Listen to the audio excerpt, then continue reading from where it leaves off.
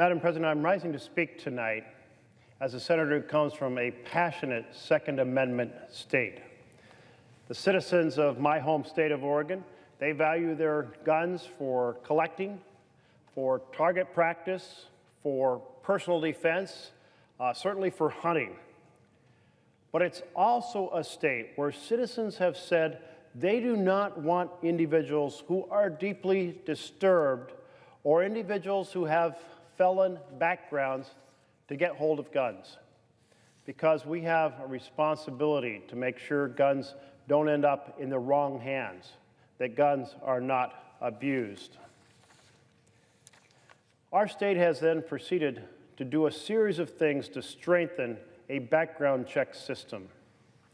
It was in the year 2000 that the citizens, through a ballot measure supported by almost 62% of the state, chose to close the gun show loophole that previously had allowed purchasers to buy guns at gun shows without completing a background check, making a background check in gun stores essentially irrelevant.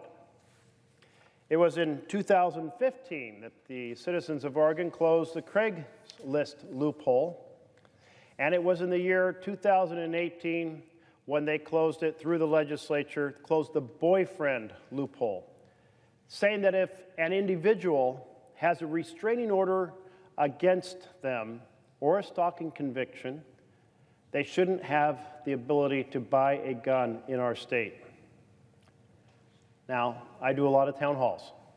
I do one in every county every year. At the end of this year, I'm hitting about 400 town halls over the time I've been in the U.S. Senate. Of my 36 counties that I go to each year, 22 of them are what you'd describe politically as being very red counties. And gun violence comes up all the time. And yet, even in those conservative red counties, people are incredibly supportive of having a background check system nationally like Oregon has created. Because right now in Oregon, it's kind of a big hole if somebody just ignores the background check by going across the border to another state to buy guns. And of course, we have the challenge of straw buyers, and we need to have rigorous enforcement of that. It's only with a national system that this works. Every year, thousands of people go to more than 4,000 gun shows held across America, and together they purchase between 4 to 9% of all the annual firearms that are sold in America at these events. And because gun shows in most states don't require background checks, people who couldn't pass a background check simply can go and acquire their weapon in that fashion. For this reason, guns purchased at gun shows are disproportionately the ones that are used in criminal activity. And the same is true for individuals purchasing guns in other states through websites like Craigslist. Just like gun show purchasers, individuals purchasing firearms online from private sellers are exempt from background checks in all but 12 states and the District of Columbia. So, nationally, there's powerful support for a solid background check system, a system that doesn't have loopholes that just make it irrelevant. And closing the loophole for gun shows, closing the loophole for Craigslist, closing the loophole for stalkers and domestic abusers. You know, speaking of domestic abusers, in just an average week, about 17 women are fatally shot by former or current romantic partners. As we talk about the challenge with guns and violent deaths in America, we have the names of various cities ringing in our ears. Cities like Dayton, 9 dead, 27 wounded. Or El Paso, 22 dead, 24 wounded. Odessa and Midland, 7 dead and 21 wounded. But recognize this, while those extra traumatic events capture the headlines, there is a mass shooting in America more than once per day. As of September 1st of this year, which was the 244th day of the year, there had been 283 mass shootings. What is a mass shooting? It's a situation in which more than 4 people are hit by gunfire. So it's time to act. Right now, this is the moment that demands action. 92% of Americans favor a background check for all gun sales. We owe it to Americans who support background checks for all gun sales to actually act. We owe it to our children who are now scared of going to school and who are forced to practice hiding from a crazed murderer and active shooting drills.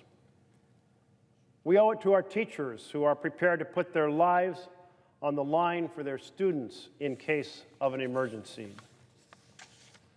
And we owe it to the families of the countless Americans who have lost their lives to gun violence, to the mothers, the fathers, the sisters and brothers, the loved ones of those who are lost. They have an unhealable pain. One of those individuals, Fred Gutenberg, is here tonight.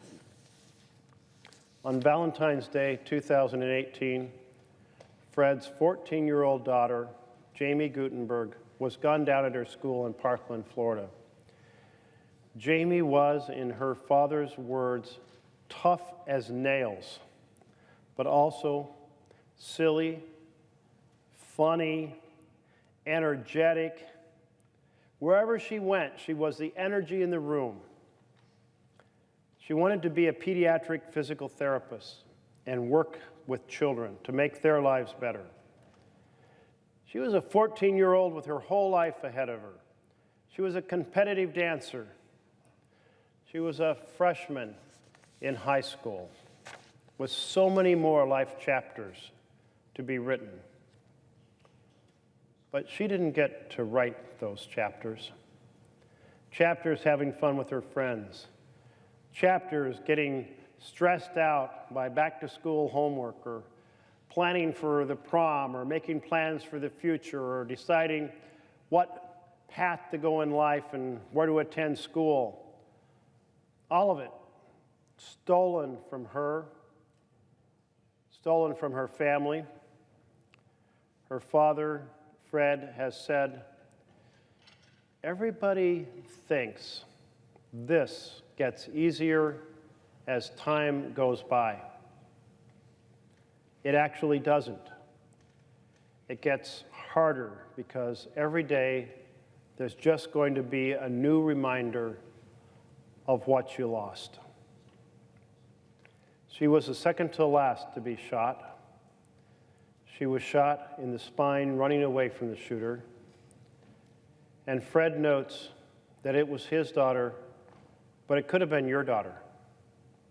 It could have been your son. It could have been the child of any one of us. Mr. President, we're here in this chamber to help make lives better. We're here to keep Americans safe. But we're doing nothing. And doing nothing with 90+% of America crying out and saying, have the guts to act. So, Mr. President, let's have the guts to act. Let's have the guts to put the bill here on the floor. The House passed H.R. 8, basic background check bill. We're not here to do the interest of big corporations. We're not here to do the interests of special interests.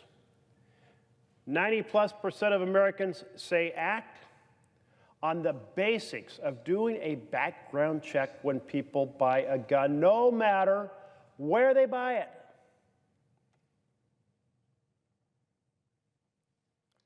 So let's act. Let's hold a debate. Let's actually talk to each other. Let's make the arguments pro and con.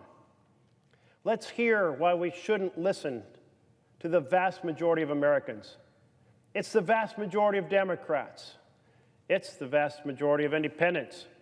It's the vast majority of Republicans, with virtually no difference in the level of support between the Democrats and the independents and the Republicans. All of America's saying background checks make sense.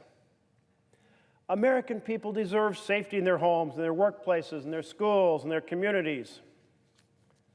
But all I've heard is a majority leader who says he will only allow a bill on the floor when the president says it's okay. Well, the last I checked the Constitution, it's our responsibility here in the Senate and House to act, not to hide behind the skirts of the president. And the president, we know, has been spineless, absolutely spineless. One call from a special interest group, one meeting with the NRA, and suddenly his conviction dissipates like light rain on hot asphalt. Are we going to abdicate our responsibility to legislate to a spineless president? It is not his role to decide what bills are passed in this country. It's our responsibility here in the U.S. Senate.